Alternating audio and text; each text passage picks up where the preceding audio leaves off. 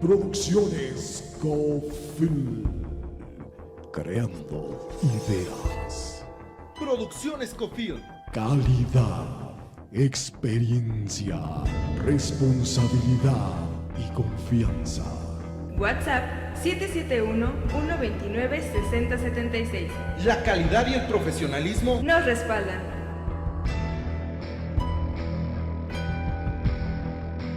Producciones Cofil. Producciones Cofim, en la alianza estratégica con Ingenia Producciones, presenta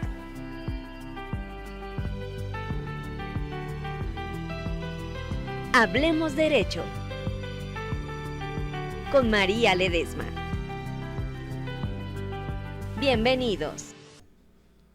¿Qué tal, queridos amigos? Yo soy María Ledesma, esto es Hablemos Derecho, estamos en Producciones Cofilm y es para mí un gusto que nos acompañen el día de hoy en una emisión más de este maravilloso programa donde hemos aprendido muchísimas cosas de diversos temas de índole legal, así que recuerden que estamos en vivo, que recibimos aquí sus comentarios, sus preguntas, a nosotros nos encanta saber su opinión, así que pues les agradecemos que se dediquen ahí unos segundillos a dedicarnos a algún mensajito bonito, un saludo, una duda, por supuesto aquí estamos y como en cada uno de los episodios, pues nos acompaña el despacho Arellano y Reyes Asociados. El día de hoy está con nosotros el licenciado Edwin Reyes. Bienvenido. Hola, ¿qué tal a todos? Buenos días, tardes, noches, dependiendo de la hora que nos estén viendo por allá. ¿Qué tal se encuentra el día de hoy, abogado? Pues afortunadamente todo bien, todo marcha a la perfección, sin ningún contratiempo. Perfecto. Pues bueno, el día de hoy tenemos la segunda parte de todos los temas relacionados con matrimonio, concubinato y cosas de ese estilo. Así que pues vamos a dar lectura a algunas preguntas que nos enviaron a través de WhatsApp. Estos casos particularmente fueron enviados por una persona que se dedica a apoyar a mujeres para su readaptación social. Así que a ellas les mandamos un fuerte abrazo, un saludo y les agradecemos la confianza que han depositado en el programa y por supuesto en el despacho de los abogados. Así que pues, abogado, ¿qué le parece si comenzamos con algunas de las preguntas que ya nos enviaron? Por supuesto, vamos a darle entrada a todas y cada una de las preguntas para tratar de disipar todas sus dudas que tengan. Muy bien, pues aquí ya tenemos el listado. La primera dice: estoy casada desde hace 20 años, mi pareja se fue a trabajar a los Estados Unidos hace 2 años y me enteré que ya tiene otra familia. ¿Qué proceso debo seguir para divorciarme de él? Aquí, bueno, recordemos que todas estas cuestiones entran dentro del derecho familiar, en el ¿cuál va a ser el proceso? Bueno, nosotros vamos a demandar el divorcio mediante un juzgado de lo familiar, de acuerdo al estado o provincia donde esté. Bueno, nos vamos a acercar a un juzgado familiar y en el cual vamos a mencionar la situación en la que estás viviendo, más que nada. En este caso se va a mandar un exhorto o se girará un exhorto. Bueno, en el caso de que esté ubicada la persona, se mandará un exhorto por medio del cónsul o la embajada, en el cual pues bueno le hagan llegar o notificar a esta persona que pues le están demandando el divorcio. Recordemos que hoy en día el divorcio expreso o unilateral, como se les llama, pues ya no necesitas como que la firma o la autorización de la otra contraparte para llevar a cabo un divorcio. Entonces va a ser un proceso rápido. En el caso que no se le notifique, bueno, seguirá el proceso y el juzgado o el juez en este caso determinará y dictará una sentencia y disolverá el vínculo matrimonial. Y abogado, ¿procede de la misma manera si la persona que se encuentra en Estados Unidos está ilegal? Sí, procede de la misma manera. La cuestión solamente es notificar, aunque esté de manera ilegal en algún otro país, se le va a notificar siempre y cuando pues tengamos un domicilio en el cual se pueda notificar y la embajada pues va a ser la encargada de notificarle. Y no hay ningún problema de que esté de manera ilegal. También se pueden, en el supuesto de que se encuentra la persona, pues también se le pueden cobrar pensiones y cuestiones de ese tipo. Ah, muy bien, porque aquí no lo especifican, sin embargo, también podría ser que se dé este caso. Sí, podría ser que de cierta manera el cónsul de la embajada le solicite, le haga llegar una vez la notificación y le solicite la pensión como tal. Muy bien, pues vamos a la siguiente pregunta que dice, estoy en unión libre desde hace 12 años. El papá de mis hijos decidió irse de la casa y se volvió a juntar. ¿Puedo solicitar pensión para mis hijos? Son menores de edad. Y de ser así, ¿dónde tengo que recurrir? De igual manera, vamos a recurrir a un juzgado familiar y sí puedes pedir sí puedes pedir una pensión.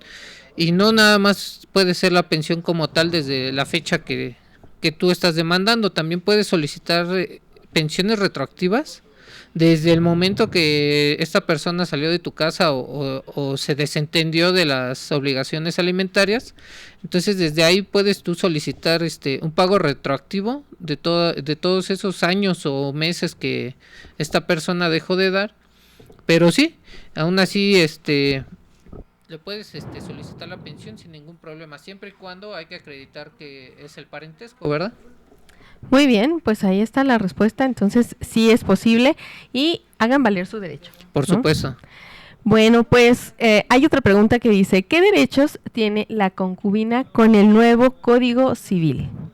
Con el nuevo Código Civil, bueno, está claro que, bueno, ha venido teniendo algunas reformas, pero ¿cuáles son los derechos que nacen con el concubinato? Bueno, cabe aclarar que en el capítulo anterior habíamos hablado el tiempo y bueno, y las generalidades para acreditar el concubinato. En este caso, en algunos estados te maneja 1 año, en otros estados te maneja 2 años viviendo en unión libre en el mismo domicilio, o en su defecto tener un hijo en común, un hijo procreado dentro de este vínculo.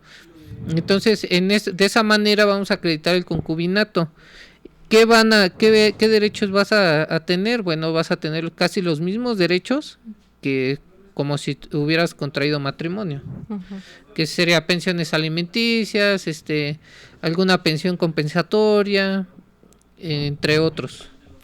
Muy bien, justamente es la pregunta que sigue, ¿cómo se comprueba un concubinato? Ya nos platicaba que era a través de, pues, demostrar que tienen un hijo en común, pero también hay un certificado. Exactamente, se llama certificado de concubinato, que bueno, se puede ir al registro civil a tramitarlo, o en su defecto, en el caso de que, pues, la pareja desafortunadamente pierda la vida o fallezca, se va a llevar mediante un juicio. Esto va a ser precisamente el reconocimiento de concubinato. Se lleva en un juzgado familiar y el juez, pues bueno, con la sentencia acreditará que pues fuiste la concubina o el concubino de esta persona. ¿Y debe pasar un tiempo determinado de manera legal para que se pueda solicitar esta constancia? Bueno, cabe aclarar que las generalidades, pues bueno, te marca que es teniendo un hijo en común o dependiendo el tiempo de la entidad donde tú estés viviendo. Y por otro lado, bueno, en el caso de que haya fallecido, bueno, no tenemos tiempo, pero sí hay que acreditar ciertos aspectos, por ejemplo, con un par de testigos, acreditar que pues los conocieron, acreditar la media filiación, el tiempo que estuvieron viviendo juntos y el domicilio. Muy bien. Bueno, pues muchas gracias por responder esa pregunta, porque ya era un tema que habíamos tocado precisamente en la primera parte, pero qué bueno es que lo podamos recordar precisamente para que quede pues mucho más claro. Exacto. Y nos preguntan también si pueden solicitar el divorcio estando en otro país. Sí puedes solicitar el divorcio, pero aquí, bueno, cabe aclarar que lo más recomendable, bueno, no lo más recomendable, lo que se debe de hacer es que mediante una carta poder tramitada en algún consulado o en alguna embajada, tú contrates los servicios de un abogado para que pues, se pueda llevar a cabo el divorcio aquí en México. Aquí tú le vas a ceder un poder al abogado que sea de tu confianza y mediante eso el abogado o el asesor jurídico pues va a realizar todo el trámite a tu nombre. Entonces sí puede solicitar el divorcio, pero bueno, se va a tener que llevar a cabo de esa manera. De igual manera, va a haber requisitos, como es en el caso de que el acta de matrimonio, si hubo hijos o no hubo hijos. En el caso de que haya hijos, bueno, va a tener que garantizar la pensión alimenticia en el caso de que sean menores de edad, entre otras cuestiones. Muy bien, pues ahí sí está la respuesta. Sí es posible tramitarlo desde el extranjero siempre y cuando cuentes con un abogado que sea tu representante legal aquí en México. Exactamente. Muy bien, pues vamos a la siguiente pregunta, que es: ¿en qué casos se puede aprobar el matrimonio de dos menores de edad?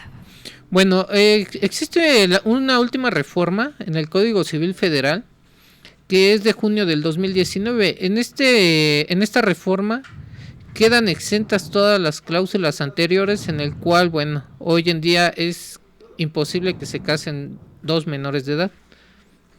Entonces no hay como tal ya excluyentes.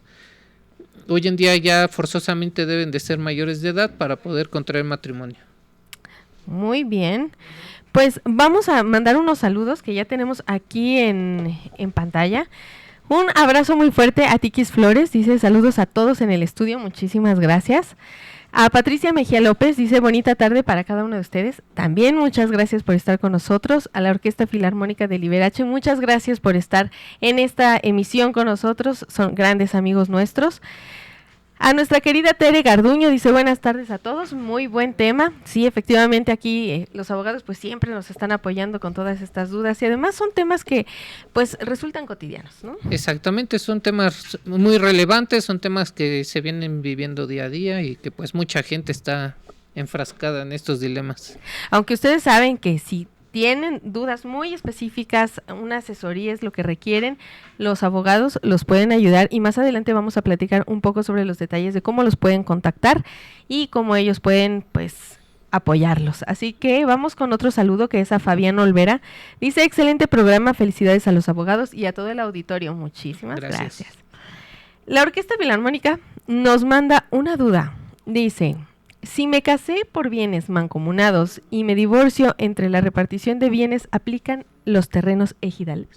Sí, sí van a, bueno, siempre y cuando recordemos que cuando es un régimen de mancomunados, recordemos que este régimen te marca que pues a partir de que tú celebras el matrimonio, a partir de ahí es donde se van a empezar a contar los bienes y a repartir todo lo que hayas hecho antes. Bueno, sabemos que no van a entrar dentro de la disolución de vínculo matrimonial. Entonces, sí van a entrar todo, terrenos, hasta las deudas van a entrar. Son terrenos, automóviles, cuentas bancarias, deudas que puedan tener, porque también las deudas se liquidan por partes iguales, alguna casa que se haya comprado. Entonces sí van a entrar todos los bienes adquiridos dentro del periodo donde pues se vivieron juntos. Muy bien, entonces para este tema de casarse por bienes mancomunados, significa que a partir de que se firma el contrato matrimonial, a partir de ese momento lo que adquieran en conjunto y por separado se divide al final a partes iguales. Exactamente, esté a nombre de quien esté, si lo ponen a nombre de uno o al nombre de otro, van a entrar va a entrar dentro de la disolución del vínculo matrimonial. Incluido los ejidales. Exactamente, hasta los perros muchas veces se andan peleando. Sí, qué cosa. Pues ahí está la respuesta. Con mucho gusto podemos apoyarles con mayor detalle. Ustedes escríbanos para poder ponerlos en contacto con los abogados y que ellos les puedan dar una orientación mucho más específica. También queremos dar un saludo a Leo Reyes. Dice saludos, excelente programa, muchísimas gracias. Y la orquesta nos dice gracias por la respuesta tan oportuna. Pues vamos a continuar con las preguntas que nos habían enviado previamente a través de WhatsApp. Vamos a regresar un poquito al tema del concubinato y esto es, nos preguntan si los concubinos pueden adoptar. Por supuesto que pueden adoptar. Bueno, antes de eso pues les van a solicitar precisamente como acreditar el concubinato como tal, pero sí se pueden adoptar sin ningún problema. Ya eso, bueno, ya dependiendo de los requisitos que les pidan, porque les piden solvencia económica, les van a hacer ahí una serie de exámenes. Y pues si son aptos para adoptar, no van a tener ningún problema. En el caso de los concubinos, ¿ellos pueden heredar? Por supuesto que pueden heredar. Recordemos que el concubinato, bueno, es una figura jurídica que viene plasmada en el Código Civil Federal o en cualquiera de los códigos de los estados. Entonces sí pueden heredar, pero bueno, hay que primero acreditar el concubinato como tal, como habíamos mencionado hace unos instantes, con sus generalidades que conlleva. Muy bien, ¿y para los concubinos pueden ser derechohabientes del IMSS o del ISSSTE? Sí pueden ser derechohabientes, pero precisamente les van a pedir acreditar el concubinato. Muy bien, pues aquí hay otra pregunta también relacionada. Dice, ¿cuáles son los requisitos para registrar a la concubina o concubinario como derechohabiente del IMSS? El requisito primordial va a ser ese. La acreditación. La acreditación del concubinato. Una vez que se tenga la acreditación del concubinato, bueno, ya será todo más fácil. ¿Por qué? Porque son cuestiones básicas, ¿no? Comprobante de domicilio, que estés dado de alta en el IMSS, posiblemente te pidan que estés registrado ante el SAT y que esté dado de alta ante el SAT, pero con esas cuestiones o documentos mínimos podría que inscribirlo o ponerlo como derechohabiente sin ningún problema. Abogado, ¿puede existir concubinato entre personas del mismo sexo? Por supuesto, recordemos que hoy ya existe una amplia gama de cuestiones de género, entonces sí, por supuesto que puede existir un concubinato así como existen los matrimonios, pueden existir los concubinatos, no hay ningún problema. Acá tenemos otras preguntas también relacionadas al concubinato. Ya nos ha explicado un poquito el abogado al respecto, pero vamos a retomarlo para que la respuesta quede mucho más clara. Nos preguntan, ¿cuáles son los efectos jurídicos del concubinato? Bueno, los efectos jurídicos del concubinato, una vez que se acredite, van a ser casi los mismos efectos jurídicos de cuando contraes matrimonios, que va a ser pues el derecho a pensiones alimenticias, el derecho a alguna compensación, el derecho precisamente a que pues se pueda afiliarse ante el IMSS, entre otros tipos de derechos, pero esos son los más comunes. Y en cuanto a obligaciones, ¿a qué están obligados los concubinos? Los concubinos, pues al igual que en el matrimonio, pues están obligados a dar alimentos, por ejemplo. Dar alimentos, precisamente, que es uno de los efectos jurídicos que van a nacer una vez acreditado el concubinato. Aquí la siguiente pregunta ya nos la había aclarado el abogado, sin embargo también es importante enfatizar en esta respuesta. Dice, ¿las hijas e hijos nacidos del concubinato tienen los mismos derechos que las hijas e hijos nacidos del matrimonio? Por supuesto. Aquí pues una vez que nace un hijo dentro del vínculo de concubinato o dentro del vínculo matrimonial, pues ¿qué va a pasar? En automático van a nacer los derechos cuando tú registres al menor, porque luego también se les ocurre registrarlo con apellidos de madre soltera. Entonces ahí es donde tenemos el primer problema muchas veces.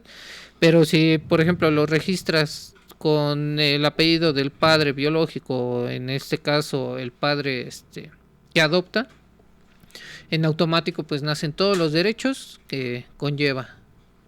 Muy bien. Y en el caso de las contribuciones económicas dentro del concubinato, ¿es igual para ambas partes? Por supuesto, sí, es como... ¿Están obligados a ambos a aportar económicamente? Están obligados a dar, exactamente, y a recibir, en el caso de que muchas veces, por ejemplo, si llega el caso de que pues la mujer está empoderadamente a las labores del hogar, entonces deja como que la cuestión laboral a un lado. Entonces una vez que se disuelve el concubinato como tal, pues también tiene derecho, como si estuviera casada, a recibir una pensión también ella. Entonces nacen los mismos derechos que prácticamente como si estuvieras casado con tu pareja, vaya. Nos preguntan también, ¿cuáles son las causas por las que termina un concubinato? Y en este sentido también a mí me gustaría preguntar, si ya tienen una constancia de concubinato y una persona no se quiere separar, ¿qué se puede hacer para que ese concubinato legalmente termine?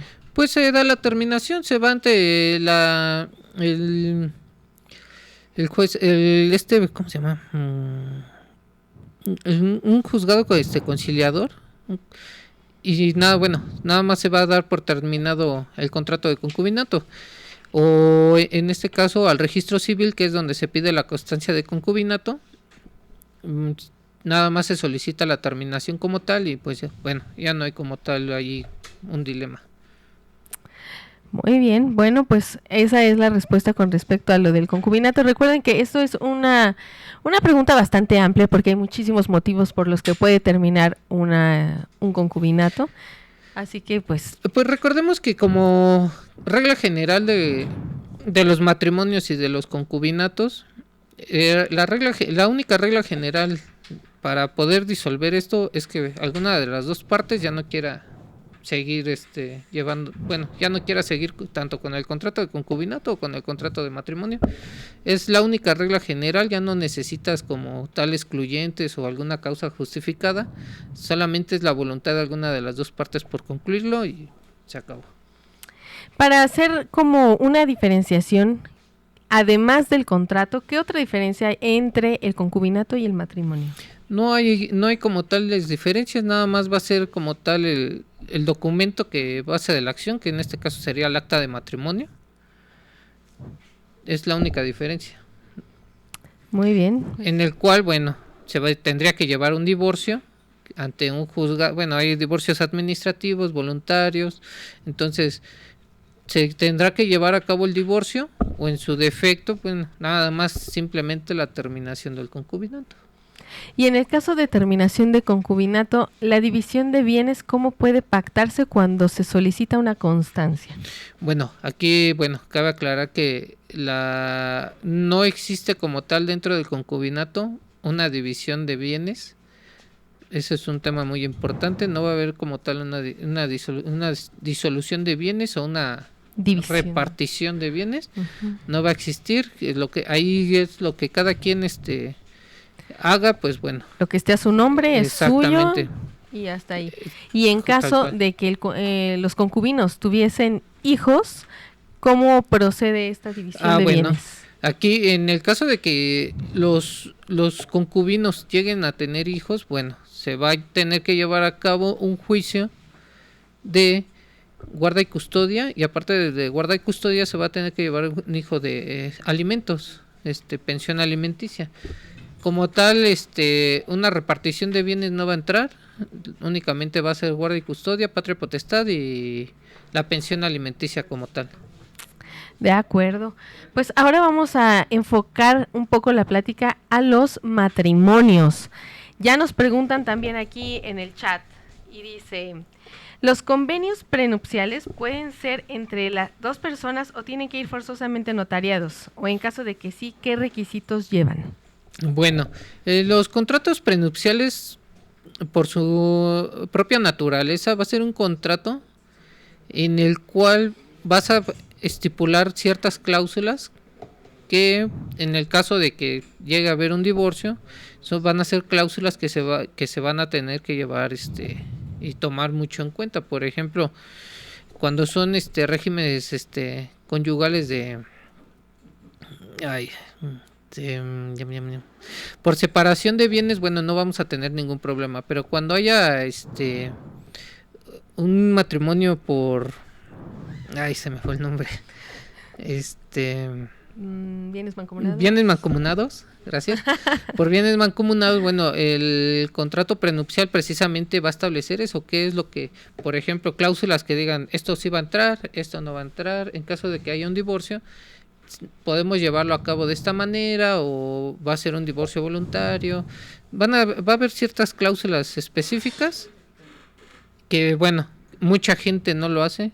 Es muy rara las parejas que hacen contratos prenupciales y esos contratos prenupciales se derivan precisamente a las situaciones económicas, nada más. Era lo que platicábamos en alguno de los episodios anteriores, que esto suele darse sobre todo en familias muy adineradas, ¿no? Hay muchos terrenos de por medio, muchas cosas de por medio, así que pues sí es una situación más delicada todavía. Exacto. Pero creo que sería sano para todos los que inician un matrimonio, ¿no? Sí, sería bastante sano, que sería lo más recomendable. Este tema de los contratos prenupciales, bueno, está muy arraigado, casi no se toca, casi nadie lo conoce, pero sí, efectivamente sería muy importante que para aquellas personas que quieran contraer matrimonio, se den una escapadita para un tiempo para conocer los contratos prenupciales. Entonces, para concluir esta pregunta, ¿es forzoso que sean notariados estos acuerdos prenupciales o qué Sí, los hace válidos? Es forzoso que sean notariados, porque si no, pues obviamente no tendrían ninguna validez. Muy bien, pues ahí está la respuesta. También ya nos preguntaban acá que o cuando se casan con IA o personajes de cómics, de lo que estamos platicando hace rato, pero solo para que usted nos confirme, abogado. Ya hemos visto en otros países que, bueno, se llevan a cabo matrimonios hasta entre objetos. En México, ¿es válido el matrimonio con inteligencia artificial o con personajes de ficción? Pues hasta hoy en día yo no he visto un tema relacionado con eso. Sería cuestión de echarnos un clavado en la Suprema, bueno, en las tesis y en las jurisprudencias de la Suprema Corte de Justicia, pero hasta el día de hoy yo no he visto ni he escuchado tema alguno de que se casen con inteligencia artificial.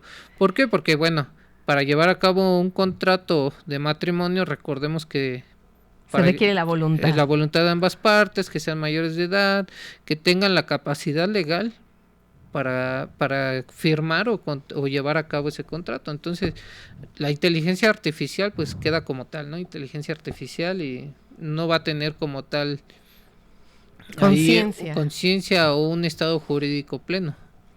Pues qué interesante, sobre todo, bueno, esto aplica para México, pero hemos visto noticias de, bueno, que se casan que con un personaje de anime, que se casan con...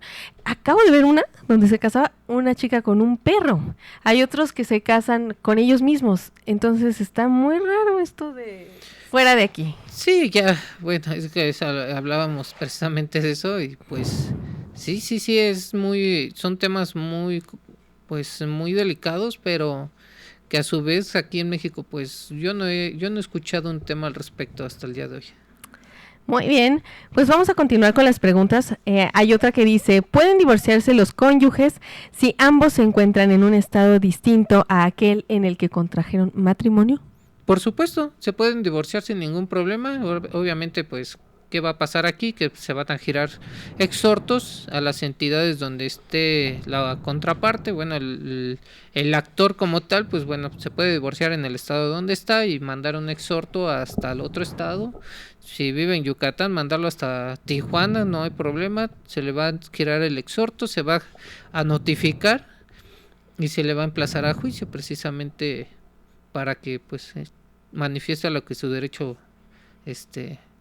le corresponda, ¿no? Uh-huh. No va a haber ningún problema. Entonces sí se puede, sí te puedes divorciar si estás en un estado y la otra parte pues está en otro estado. Hay otra pregunta que también ya se respondió previamente, sin embargo la voy a mencionar. Dice, ¿puede uno de los cónyuges promover el divorcio si el otro se encuentra fuera de México? Ya nos platicaba el abogado que así es, pero que necesitan un representante legal para que les lleve todo el proceso. Exactamente, necesitamos un representante legal y pues bueno, si se tiene el domicilio como tal de la persona demandada, pues no va a haber ningún problema. En el caso de que no, se van a tener que hacer ahí unas ciertas cuestiones en el cual pues se va a notificar por boletín o hasta se pueden mandar a hacer edictos para la notificación de la contraparte en el caso de que no se ubique. Y sí, pero sí te puedes divorciar sin ningún problema. Así que si ustedes se encuentran en otro país, sí es posible tramitar su divorcio, también pueden dirigirse al consulado. Al consulado o a la embajada más cercana. Muy bien, pues vamos a otro que dice, decretado el divorcio, ¿qué consecuencias hay respecto a los hijos del matrimonio? Decretado un divorcio, bueno, cuando existen niños, hijos menores de edad, aquí el juez va a tener que garantizar el bien jurídico de los menores, que van a ser alimentos, en este caso va a ser la pensión alimenticia y la guarda de custodia y la patria potestad. Esas van a ser las generalidades básicas que se tienen que ver, porque pues obviamente los menores son los más vulnerables en estos temas. Entonces, para salvaguardar sus intereses y sus derechos de los menores, la parte que vaya a llevar a cabo la guarda y custodia y la patria potestad, y bueno, que vaya a tener el cuidado de los menores, le tiene que demandar o exigir de cierta manera a la contraparte que garantice, ya sea económicamente o con sus prestaciones laborales o mediante alguna garantía, ya sea una casa, un auto, no sé. El juzgado le va a solicitar eso para que garantice precisamente el pago de los alimentos, de la pensión alimenticia, vaya, que bueno, que queda claro que la pensión alimenticia va a abarcar alimentos, va a abarcar salud, va a abarcar vivienda, vestimenta, recreación, entre otras cuestiones. Entonces el juzgado va a solicitar que garanticen ese pago y no hay ningún problema que en disolver el vínculo matrimonial. Y una vez ya con el divorcio firmado, ¿los cónyuges tienen derecho a percibir alimentos después de este trámite? Sí tienen derecho, pero también se tiene que acreditar. El que solicita, pues necesita acreditar la necesidad. En este caso, por ejemplo, como mencionábamos hace un rato, si la madre se dedicó únicamente al hogar, al cuidado de los niños, le puede solicitar a la contraparte, y no digo hombre mujer, ¿verdad? Porque pues, hoy existen pues los matrimonios del mismo género. Entonces a la contraparte le va a solicitar pues una pensión compensatoria, en este caso una pensión alimenticia, para poder garantizar que pues ella también tenga oportunidad de salir adelante. Muy bien, pues ahí está la respuesta. Muchas gracias por haber enviado la pregunta. ¿Hay un plazo para interponer una demanda por adulterio? El adulterio como tal, bueno, ya no es una excluyente para solicitar el divorcio. Ya únicamente hay códigos civiles de varias entidades que ya no lo contempla. Hay otros códigos que pues sí te lo manifiesta como tal, pero no hay como tal un término. Tú en el momento que te das cuenta, pues en automático solicitas el divorcio, y no importa, sin importar que hubo adulterio o bueno, la violencia es otro tema muy diferente, ¿verdad? Pero sí, el adulterio no hay como tal un plazo para que tú puedas solicitar un divorcio por eso. Pero pues claro que van a pedir evidencia. Pues van a pedir evidencia, pero no va a ser como tal una prueba refutable como para que haya, digamos que con ventaja. El hecho de que te quieras divorciar es suficiente. Exactamente. Muy bien, pues continuamos. Dice, ¿cuánto tiempo tengo que esperar para casarme nuevamente después del divorcio? Bueno, cuando tú lo solicitas, hay legislaciones que te piden 2 años o 1, y cuando tú eres ahora sí que la parte demandada, no tienes tiempo, tú te puedes volver a casar sin ningún problema. Pero sí, cuando eres parte actora, sí hay un tiempo determinado que te marca algunas legislaciones de 1 a 2 años para poder volver a contraer matrimonio.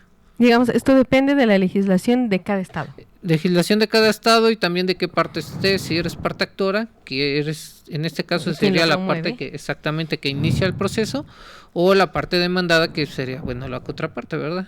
Todo va a depender de qué lado estés. Y pues si eres actor, pues sí te vas a tener que esperar 1 o 2 años dependiendo la legislación. O en su caso, si eres el demandado, pues ahí no vas a tener ningún problema. Bueno, pues una vez que ya está el divorcio, ¿qué proceso se debe seguir para solicitar un cambio de custodia? Nos platica una persona que tiene 2 menores, que se divorció hace 1 año y el papá fue quien ganó la custodia de los niños, pero ahora quiere solicitarla nuevamente. Bueno, aquí va a haber muchos factores y temas ahí con el DIF, porque bueno, aquí también desafortunadamente ya no basta con que seas la mamá o que ya hoy en día ya son las mismas, el mismo derecho de ambas partes. Entonces debes de comprobar, por ejemplo, que pues tu nivel socioeconómico pues sea bueno, que tengas solvencia económica, tiempo para trabajo estable. Exactamente, un trabajo estable.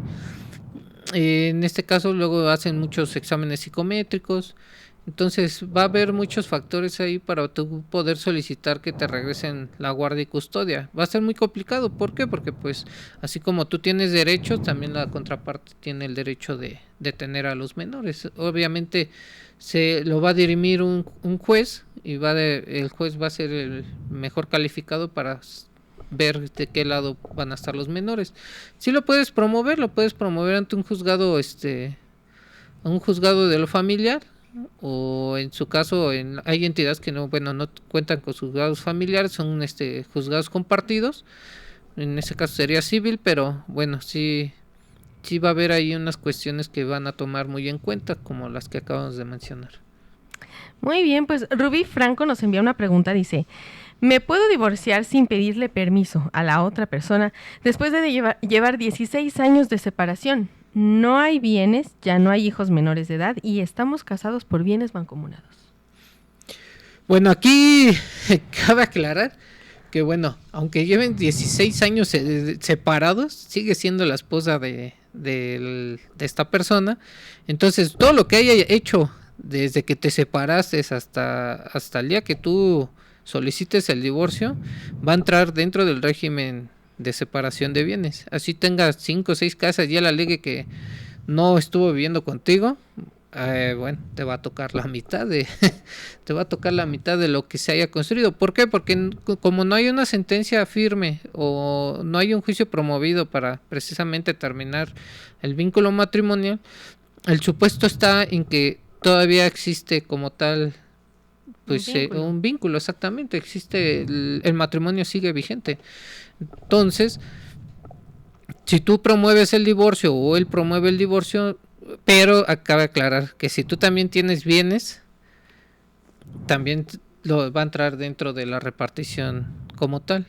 Aquí lo más conveniente y lo más sano es tratar de llegar a un acuerdo, hacer un divorcio voluntario en donde ambas partes estipulen que pues cada quien con su golpe y se acabó. Pero sí debe de ser un divorcio voluntario, manifestando precisamente que pues cada cual va a llevarse su golpe, no se van a pelear nada y se acabó el asunto. En el otro caso de que quieran pues pelear por los bienes, estás en todo tu derecho de pelear y de solicitar. Y te corresponderá pues la mitad. Efectivamente. Bueno, y en el caso de que la persona de la que se quiere divorciar, que pues tiene unos 16 años que no la ve, pero en el caso de que fuera no localizable, ahí ¿cuánto tiempo, o bueno, qué procede si no lo pueden localizar? Bueno, en el caso de que no se pueda localizar, sí existen varios apartados dentro del Código Civil Federal, en el cual, bueno, en uno de ellos te dice que si en 1 año o en 2 años no es localizable la persona, tú puedes solicitar el divorcio. ¿Por qué? Porque se le da por muerto. Entonces, puedes ir a solicitar el divorcio, pero en el momento de que se hagan las búsquedas y resulte que pues esta persona, fulanito o sutanito, pues aparece con un registro de INE, vaya, porque se hacen búsquedas en el INE o en la Comisión Nacional Bancaria, en el SAT, se hacen diferentes tipos de búsquedas. Migración, exactamente, y lleguen a localizarlo, bueno, pues se le tendrá que notificar a esta persona. Muy bien, pues ahí está la respuesta y pues una posibilidad de escenario. Viene otra pregunta que dice: si estuve presa por algo que no cometí y mis hijos quedaron a cargo del DIF, Casa Hogar Infantil, ¿puedo solicitar que regresen conmigo? Sí puedes solicitar que regresen contigo, pero bueno, aquí cabe aclarar que pues dices por un crimen que no cometí, pero necesitamos ver la cuestión de que pues ya estás fuera de prisión, con cómo saliste, si saliste absuelta o si sigues el proceso con algún beneficio. Exactamente, con algún beneficio más que nada. ¿A qué me refiero con los beneficios? Algún brazalete que tengas que estar firmando cada cierto periodo. Entonces ahí sí va a estar un poquito complicado porque el DIF, pues bueno, dentro de la suspensión de derechos hay cuestiones de que pues sí te van a poner trabas. Precisamente hablábamos del factor socioeconómico, el factor económico, la rehabilitación, porque bueno, recordemos que dentro de los penales son centros de reinserción social, en el cual pues en teoría te rehabilitan para poder ser de vuelta incluido en la sociedad. Sí te los pueden regresar, pero sí vas a tener que acreditar ciertos aspectos que ya habíamos mencionado anteriormente. Muy bien, luego nos platican otro caso que dice, ¿puedo dar a la cárcel si una chica de 16 años que dice que es mi hija y me demanda, dice que me demandará por pensiones caídas? Quiero hacerme responsable después de un proceso de reconocimiento, pero mientras esté el proceso, ¿hay riesgo? No, aquí, bueno, van a ser etapas. La primera etapa va a ser el reconocimiento de paternidad. Ella debe de acreditar que es biológicamente tu hija. Y aparte tú debes de, bueno, esto va a ser mediante una prueba de genética de ADN por un perito, pero también aquí hay cuestiones de pues saber el por qué no estaba o no sabía él de la existencia de la menor, ¿verdad? Primordialmente, bueno, una vez que se lleve a cabo se inicia el juicio de reconocimiento de paternidad. Este es un factor muy importante porque sin pues obviamente no puede pedir las pensiones o una pensión alimenticia. En automático, bueno, el juzgador le va a solicitar que se le haga la prueba, y una vez que se le haga la prueba y salga que pues si es el padre biológico, bueno, ahí ya iniciará otro juicio que sería las pensiones alimenticias y solicitar las pensiones retroactivas que no se han dado en 16 años. Se va a hacer una cuantificación del monto. Una vez que se realice la cuantificación del monto, el juzgado pues va a dar facilidades para que esta persona pues se llegue o se ponga al corriente en los pagos de todas esas pensiones. Si tú en el momento de que te soliciten las pensiones te sales de trabajar o haces una cuestión, porque muchos piensan eso, me voy a salir de trabajar para no dar pensión, y no tienen cómo comprobar. Esta figura se le llama como fraude procesal. El fraude procesal precisamente va a acreditar que tú te estás poniendo en un estado de insolvencia para no dar la pensión. Ahí estarías cometiendo un delito, y aparte te pueden iniciar una carpeta de investigación por el delito de incumplimiento de obligaciones alimentarias. Entonces ya te estarías metiendo en un problema ahí. Pero mientras se reconoce o no se reconoce la paternidad, tú no vas a tener ningún problema, porque el primer paso es eso, el reconocimiento de paternidad. No puede iniciar una demanda por pensión alimenticia hasta no saber y tener la certeza jurídica de que pues eres su padre biológico. Muy bien, muchas gracias por la respuesta, abogado. Ahí, cualquier duda o detalle, algo más específico, pónganse en contacto con nosotros para que los podamos contactar a su vez con los abogados y ellos les den la asesoría requerida. Vamos con las últimas 2 preguntas del día y nos preguntan, ¿dónde puedo recurrir o qué tengo que hacer si mi expareja deja de pagar pensión? Bueno, es un tema bastante importante. Cuando existe una sentencia ya por pensiones alimenticias, bueno, el juzgado te va a calcular mediante a lo que tú ganas un monto y un porcentaje. Cuando tú dejas de pagar o te pones en estado de insolvencia, que es a lo que nos referíamos, tú vas a iniciar un proceso o vas a ingresar un incidente ante el juzgado familiar manifestando que pues no están llevando a cabo la resolución judicial y te están dejando de dar una pensión. Primeramente va a llegar el momento donde va a perder la patria potestad la persona que dejó de dar la pensión o el dinero, ¿no?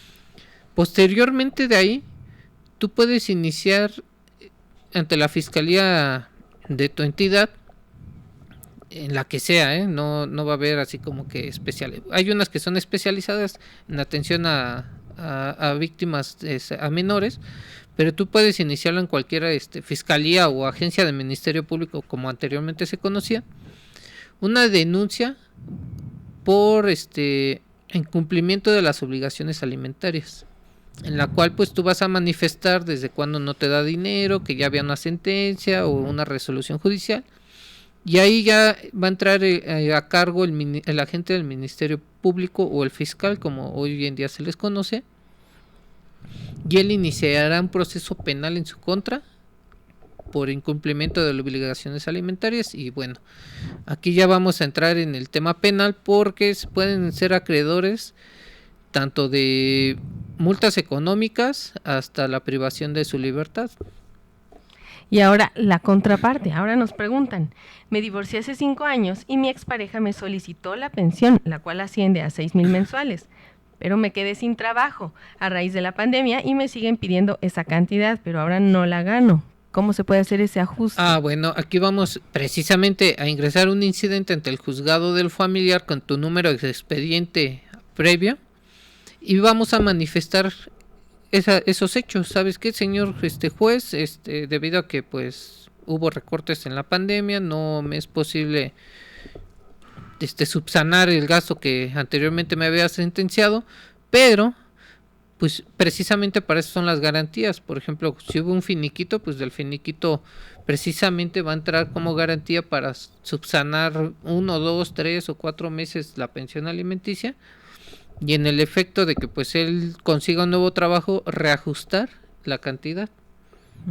De manifestarle al juez, ¿sabes qué, juez? Ya no gano 10,000 pesos, gano 5,000, solicito que me reajustes, porque si no yo me quedo en estado de insolvencia o en estado o desprotegido en este caso.